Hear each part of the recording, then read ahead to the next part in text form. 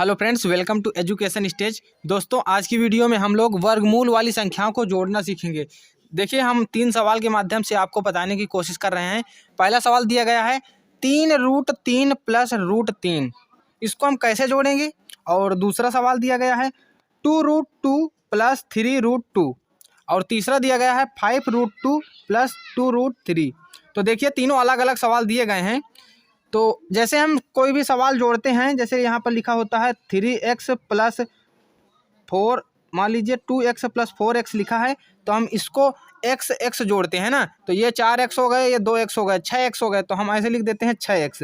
तो इसी प्रकार इनको भी जोड़ा जाता है। जो रूट वाली संख्याएं होती हैं उनको अलग जोड़ते हैं, और जो रूट से विभिन्न मतलब अलग होती हैं तो उनको अलग जोड़ते हैं। देखिए, यहाँ पर 3√3 लिखा हुआ है और ये 1√3 लिखा हुआ है। 3 और मिलके 4 हो जाएंगे, मतलब √3 ये है और ये 3√3 है।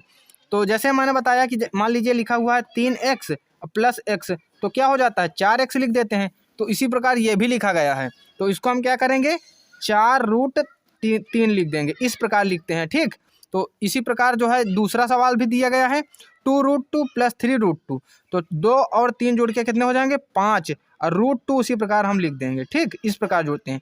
अब देखिए, तीसरा सवाल थोड़ा सा अलग दे दिया गया है। इसमें क्या दिया गया है 5√2 प्लस 2√3, तो इसमें 3 और 2 अलग अलग दिया गया है, तो इसमें हम ऐसे इसको नहीं जोड़ सकते हैं। इन संख्याओं को हम क्या करेंगे, जैसे लिखी गई हैं उसी प्रकार हम लिख देंगे। 5√2 प्लस 2√3, इनको हम जोड़ नहीं सकते हैं क्योंकि ये अलग अलग दिया गया है। ठीक, अब जैसे आपको दे दिया जाए, मान लीजिए कह दिया जाए कि 5√5 लिखा है प्लस √5 लिखा है, तो क्या हम लिख देंगे इसको, ये दोनों रूट समान हैं, एक ये 5√5 हो गई और √5 हो गई, तो 5 और ये 5, मतलब 5 और 1 जुड़ के कितने हो जाएंगे 6। कहने का मतलब, अगर आपको नहीं समझ में आ रहा तो मैं आपको x के माध्यम से समझा रहा हूँ। जैसे यहाँ पर लिखा है 5x प्लस x, अब आप रूट को x मान लीजिए। ठीक, तो 5x और x जुड़ के कितने हो जाते हैं 6x, तो यहाँ पर हम लिख देते हैं 6x। तो इसी प्रकार इनको भी जोड़ा जाता है। अब मैं आपको 2-3 अच्छे नियम बता देता हूँ। जैसे आपको कहीं पर √2 लिखा गया हो तो इसका मान होता है 1.414। ठीक, और अगर आपको √3 दिया गया हो तो इसका मान होता है 1.732। ठीक, आप लोग समझ रहे होंगे। जैसे आपको ये दे दिया गया है, यहाँ पर मान लीजिए दे दिया गया है 2√2, हमको कह दिया जाए इसका रूट हटा दीजिए और इसको जो है दशमलव वाली संख्या में किसी भी प्रकार से आप लिख दीजिए। तो आप क्या करेंगे, √2 का मान रख देंगे। √2 का मान क्या दिया गया है 1.414, तो 2 गुणे 1.414, इससे आप गुणा कर देंगे।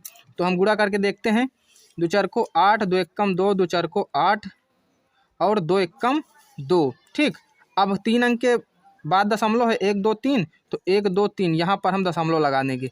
मतलब ये जो 2√2 लिखा है उसको हम लिख सकते हैं 2.828। ठीक, इस प्रकार हम आपको उदाहरण के माध्यम से बता रहे हैं ताकि आपको और अच्छे से समझ में आ जाए। अब आपको कह दिया जाए 2√3 लिखा है, तो इसका मान क्या होगा, तो इसका मान आप कैसे निकालेंगे, 2 गुणे 1.732, इस प्रकार। अब आप 2 का गुणा कर दीजिए, तो 2 दूने 4, 2 तिया 6, 2 सत्ते 14, फिर 4, 2 एकम 2 1 3। तो इसको जो है 3 अंक के बाद दशमलव लगा देना, 1 2 3, तो इसको हम लिख सकते हैं 3.464। ठीक, 2.3 जो दिया गया है इसका मतलब ये लिखा गया है 3.464, ये लिखा गया है। तो आप ये 2 मान याद रखें। इनका आपको आगे मैं आपको जब कोई दूसरा सवाल बताऊंगा तो इनके नियम बताऊंगा। ठीक, आशा करते हैं ये वीडियो आपको पसंद आया होगा। वीडियो पसंद आया तो वीडियो को लाइक करें, चैनल पर नए हैं तो चैनल को सब्सक्राइब करें। Thank you.